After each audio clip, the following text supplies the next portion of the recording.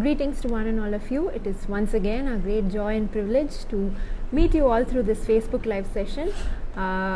Once again with me is Mrs. Monica Manoj, who's here to help me to answer the questions that we have for this week.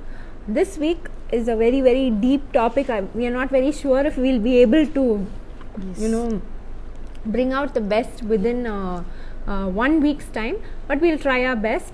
Akka, this week's question is very simple but very complicated. It is God has created man in his own image. Yes. What does it mean to be in the image of God?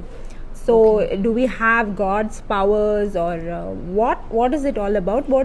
Who is a human being? There are so many different explanations given as to who is a human being.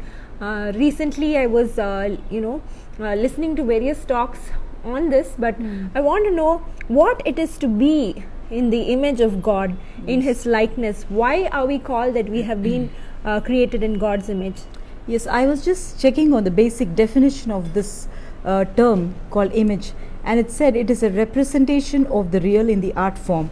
Maybe that is how the world sees it. So if you ask me, appearance or beauty is something that you see, something that you behold. An image is something that you perceive. So maybe beauty is just impressional, whereas the image, it goes beyond that. It is a kind of lasting imprint that you leave in the mind or the heart of a person. So it is more than your personality. It is the aura, it is the persona that surrounds you.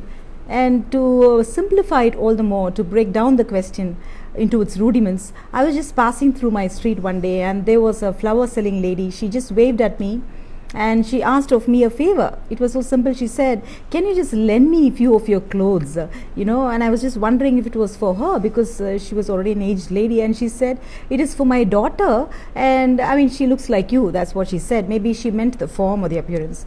So I just left it at that, and I just told her I'll get back. The next day I was just walking with my daughter down the same street, and she came running to me. She pulled me by the hand, and she went and she introduced me to her daughter. And she said, "This is my daughter." And I became very thoughtful after that, and we just took a cab, and my daughter was asking me, "What are you brooding about?" And I just wanted to check with my daughter, because I was doubtful regarding something, and I asked my daughter, "Do you feel that the daughter of the flower seller lady, is she my size?" And to which my daughter said, "No, not exactly. Maybe she's twice your size, or you're half her size." Then I was just wondering, there is a daughter who feels I'm slimmer than the person who I feel or I was compared to, but still the mother of the daughter feels that her daughter is almost similar to me. So impression is not exactly the precise representation. It is what you see. It is subjective. It is not objective. It is subjective in relation to something else. So we are not talking about us being a Siamese twin born along with God or the image of God. It definitely means, how many times have you heard Merlin people telling us he behaves like an animal? It means, though he does not look like an animal, his attitude or his behavior, it relates to an animal. So if you ask me, the image of God, it carries so much of, it is so precious that God has chosen human beings to create in his likeness. He did not choose an animal. He did not choose a beast. He did not choose a species living under the sea. He chose us. It means the substance that is buried within us. And for example, there are so many people who are fighting with an image problem. If they are role models for beauty, if they are role models, for being called a muscle man or something like that, they are highly pressurized to maintain that image. And even if they step out, people expect them to look good. There could be photographers, paparazzis who are chasing them down, hounding them. And recently I just saw a snippet of a famous actor, and she was just hiding for cover. She was going undercover, probably because she was not dressed up for the photo shoot, or she was just stepping out into the neighborhood, and she felt, snapshots of her would not be so pleasant if it comes out on the tabloids. And we saw, I saw people just chasing her down, and still she covered her face and she left in the cab. That's an image problem, because somewhere she's scared that these photographs that project the real self or the real face would mar the image that she holds in people's hearts. So if you ask me, if you're fighting with an image, there could be so many people who translate the image of God into mere looks or the appearance of it. It is not so. And there could be people questioning me, why did God make me, less beautiful? Or there could be somebody who could come out with a direct question saying, I look so ugly. And she looks so beautiful, and why is this disparity if everybody is made in the image of God? And why is so much of disparity? So to answer all that, I would just like to tell you, image is not talking about your looks, and even if it were so, God has given you your own strengths. A beautiful person might be fighting her own struggles. I was just going through the life history of a few of the most beautiful women in the world. For example, Marilyn Monroe, everybody knows the way she died. She committed suicide. And I was just reading about Greta Garbo, and she was also proclaimed to be one of the most beautiful women in the whole world, and she never married at all. And there was this Elizabeth Taylor. Everybody knows that she was one of the most beautiful actors of yesteryears, and she married on and on, almost 7 husbands. When I was just going through the Wikipedia, it said more in that column.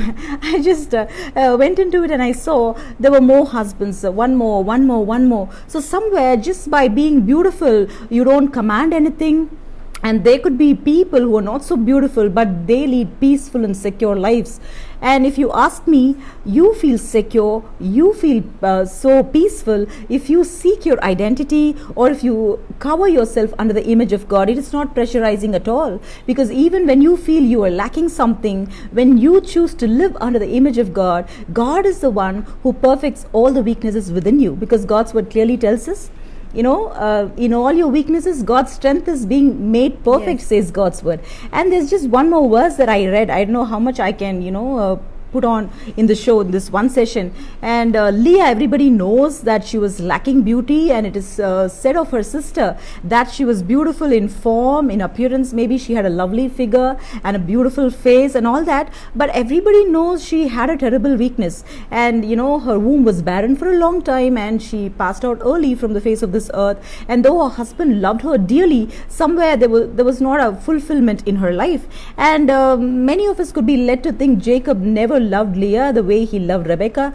But there is a brilliant verse that from Genesis chapter 49 verse 31, where Jacob speaks about the place where he has to be buried, and he speaks about his grandparents where they were buried. He speaks about his parents and their burial place, and finally he comes to Leah. He speaks in third person when it comes to his parents and grandparents, and finally he says, and there I buried Leah. So there's so much of ownership and kinship in the way he owns Leah. He never mentions about Rachel. He never mentions that he has to be... Rachel was in fact buried on the roadside. Yes, roadside. And if he loved her so much, he could have always requested his sons, to travel back there wherever she was buried and to be buried there. But there he says, and there I buried Leah, says God's word. So somewhere his soul, deep down within him, he had this affinity towards Leah. So all those who are thinking that God loves you less, or your husband loves you less, or your children love you less, if you are truly a woman of God, a man of God, and you seek your identity and you are covered under the wings of God, I think the radiance of the Lord is going to show forth as his glory, and you are going to maintain this image. And image, as I already told you, it's a lasting imprint. It is not just the first impression or the best impression. I'm talking about what you leave for a lifetime. What do you say, Merlin? Yeah, that is very true what Akka has said about the image of a person.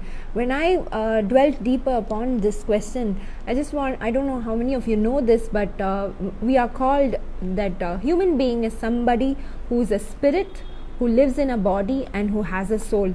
A soul is something where you have your mind, your emotions, your thoughts, and the expression of your thoughts comes through as your words. So this is what a human being is made of. When God created man in his own image, there's something about the Trinity that was passed on to us. Yes. Like he's the triune God, like the Father, the Spirit, and the Son. We also have a body, a soul, and a spirit. So we are a spirit who lives in a body, and we have a soul.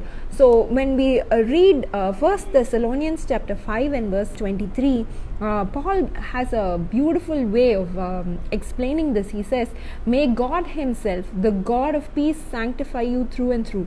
May your whole spirit, soul, and body be kept blameless at the coming of our Lord Jesus Christ. So clearly the Bible indicates that there are three different components of a human being, which is most of the times on earth when we are thinking only of the image of the body, but there's something beyond that. We have to become more and more like Christ within our soul, that is with our thoughts, the way we express our emotions, and our innermost being, which is the spirit.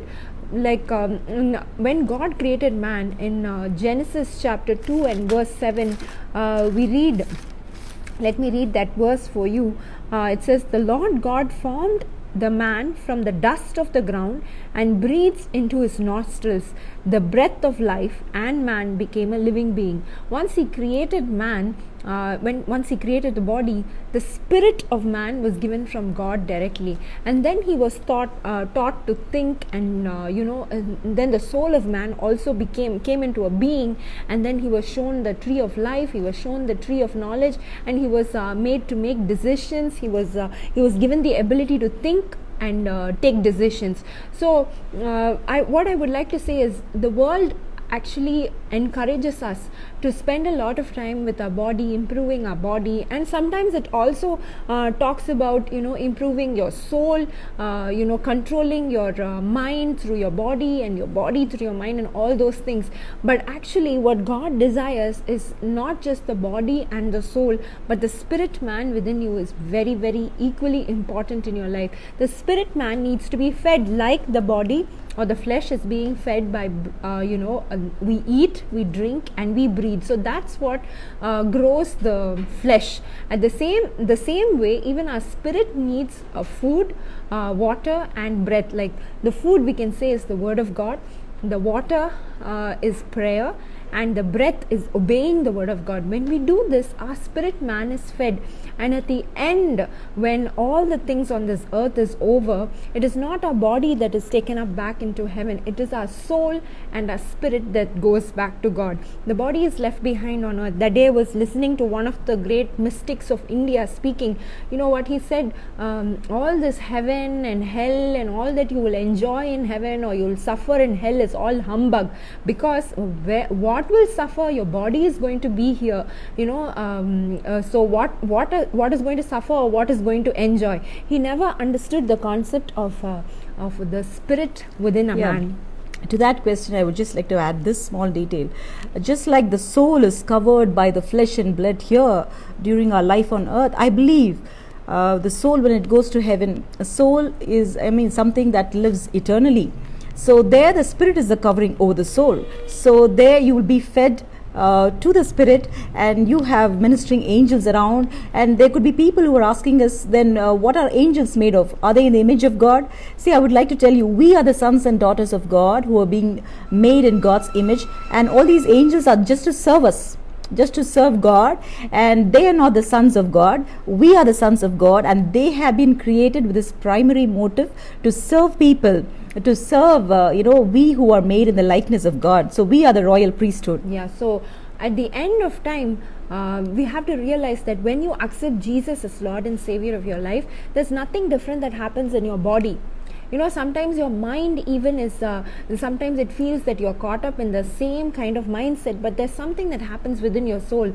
The Holy Spirit comes to dwell within your spirit, and he, in Romans chapter 8 and verse 16, it says, the Holy Spirit cries with our spirit as Abba Father, and it testifies that we are the children of God. So the Holy Spirit begins to dwell within our spirit, and when our life on earth is done, when we go back to heaven, it is the same Holy Spirit who will witness along with our spirits that we are the children of God, and that is the only thing that stays till the end. And the Bible also says that no eye has seen, no ear has heard what God has prepared for those who love Him, and those people who are loving God and who obey His will.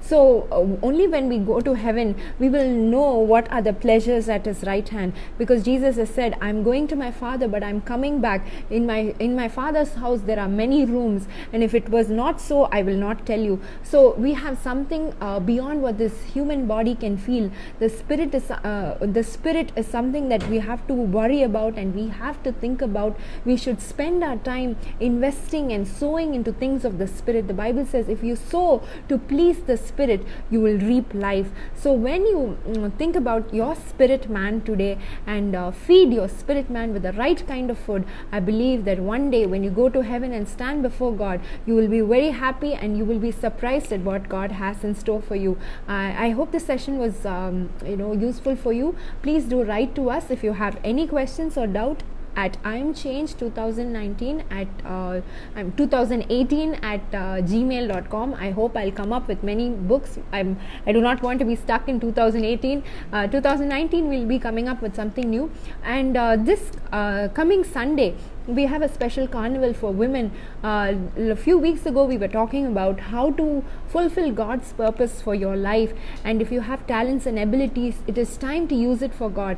And this coming Sunday between 4 o'clock and 6 o'clock at Canaan Evangelical Church in Pondi Bazaar in Chennai, we do have a small carnival where we are inviting women from all walks of life to come and join us. We're going to have some stalls where people with passion for baking are going to put up some stalls. People with passion for art are going to bring in their paintings. People who have passion for cooking are going to cook something nice and you can buy them, and the proceeds from this is going towards a wonderful cause for helping the poor and the needy. So if you are interested and if you're around, please do join us next Sunday between 4 o'clock and 6 o'clock. We would love to see you. Also, we're going to have a time of prayer, and if anybody needs personal counseling or you want to meet us directly to be prayed for, you are more than welcome. So God bless you. If anybody is passionate about eating, praying, so yes, please do join us. You can always join us. God bless you. Lord Jesus, we thank you for this precious time of prayer, even as we gather in your wonderful presence. Lord, we thank you for this session, Lord, and we especially pray for all those who are struggling with their image. Lord, for all those who are struggling, going through inward struggles, Master, Father, Lord. Lord, we hope and pray today they will make a decision, Master, to feed the inner man that lives eternally, Master, Father, Lord. Lord, we pray for all the inward desires, the decisions, the longings of the heart. Lord, we pray that it will be fed by the word of God. Lord, we pray for your presence, for your spirit to fill them, O God, and turn them out to be men and women of substance, Master. Lord, we pray that they will reflect your glory, because it says we are called to reflect your glory, and we differ by the purpose by which we are called forth. Lord, we pray that we will decide that we will travel in your purpose, O God, towards fulfilling it, Lord. Be with us and enable us and strengthen us, Master, in this onward journey. We ask these things in your precious name. Amen. Thank you all once again. Please do join us again next week. Until then, it's a big God bless you and goodbye from me and Pastor Monica Manoj.